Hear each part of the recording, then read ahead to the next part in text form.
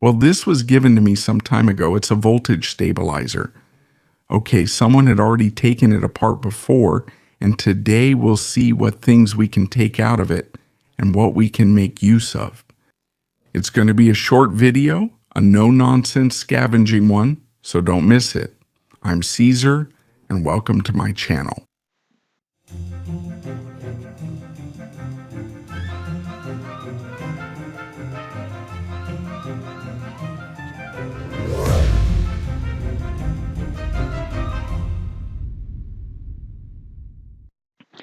Well, here I took off the covers. The plastic case is nice, and inside, well, we find the transformer. These regulators usually have an auto transformer, but sometimes they also have an isolated winding to power the electronics. In another video, I already showed you what you can do with this transformer or auto transformer, and, well, you can make those kinds of instant soldering irons. I'm not going to do it again in this video because I already did it in another one, so I'll leave the information up here so if you haven't seen it, you can check it out. And there you have the whole process in detail. This is the soldering iron I made. It's pretty simple, works really well. And look how well it heats up. I use it a lot except when I'm working with delicate components that are sensitive to electric fields and static. So you have to work with ceramic tips, but for electrical work, it works great. Well, we can also use it in case they have that auxiliary winding I mentioned before, in addition to the primary one. You can use it to make a power supply, a low current battery charger, for anything you can use a transformer for, right? In electronics, we find two relays, 24-volt relays, these ones here, and there are also 3 LEDs. Today I'm going to use one of these LEDs. It also has an integrated circuit, an LM339, which is a comparator IC. We should check if it's working because there was a bit of soot on the covers. And it's the one that triggers the relays to increase or decrease the voltage according to the test it does on the incoming voltage.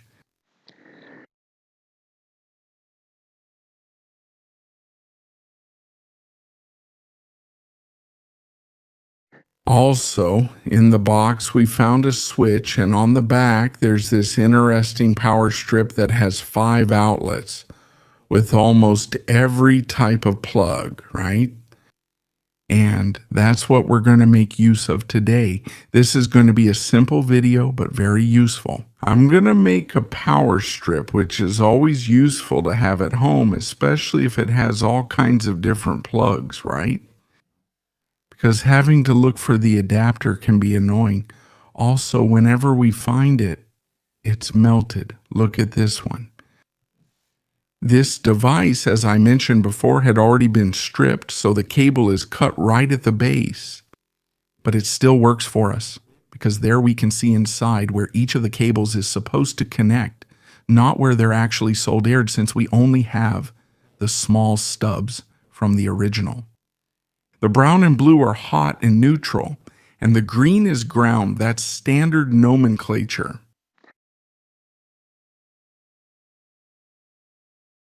We got a cable that's a few meters long, and we're going to start soldering. In this case, I got this one, which has red for hot, gray for neutral, and yellow for ground. So I start by soldering the ground and neutral, but I'm not going to connect the hot wire yet because I'm going to use the switch to cut the power to the power strip.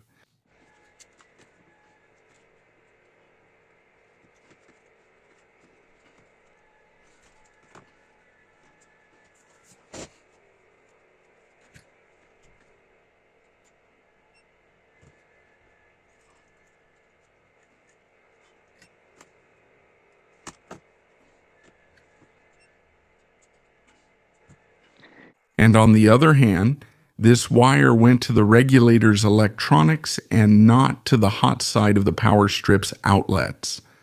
So we're going to connect that wire to the switch, which is in the box.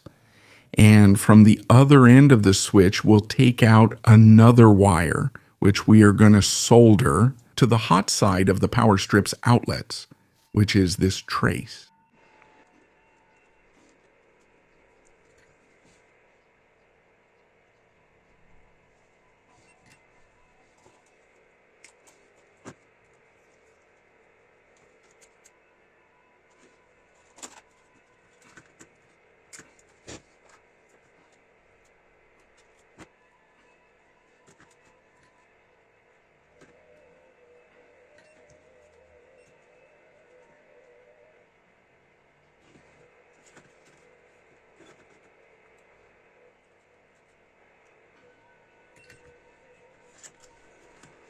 All right, now it would be functional.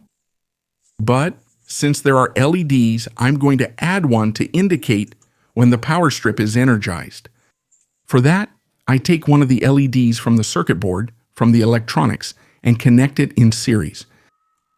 With a 180,000 ohm resistor, which goes to the switch terminal that goes to the hot side of the power strip. And the other end of the LED, I'm going to connect to the neutral.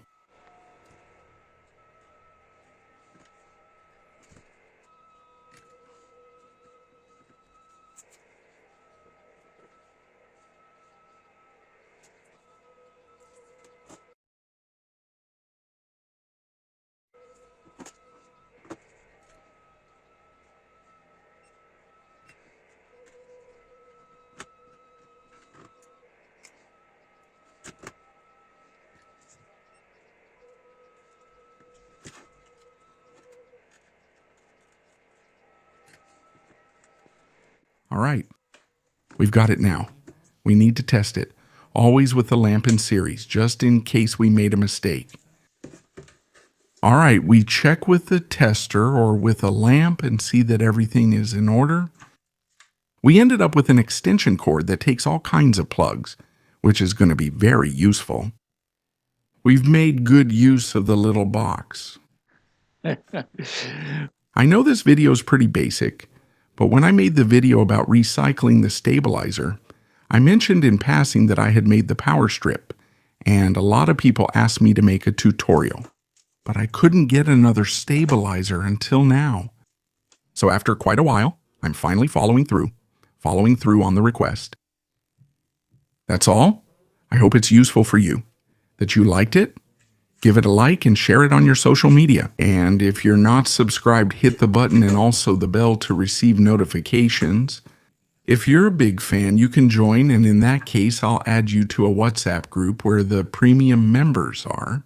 A notice for premium members. Some of you who aren't in the group, check the members tab on the channel. Check it out. There are some updates you'll like.